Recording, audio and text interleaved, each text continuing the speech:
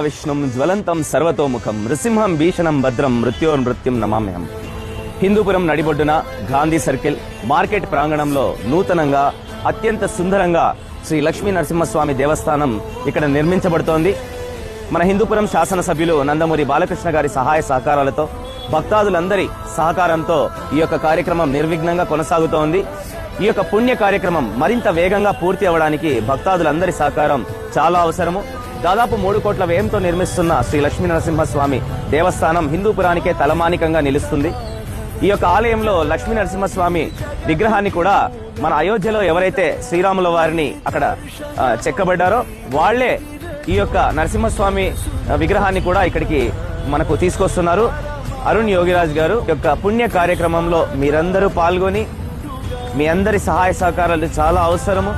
స్వామివారి కృపకు పాత్రులు కావాలని ఈ సందర్భంగా హిందూపురం పరిసర ప్రాంత ప్రజలందరినీ వేడుకుంటున్నాము శ్రీ లక్ష్మీ నరసింహస్వామి ఆలయ కమిటీ తరపున.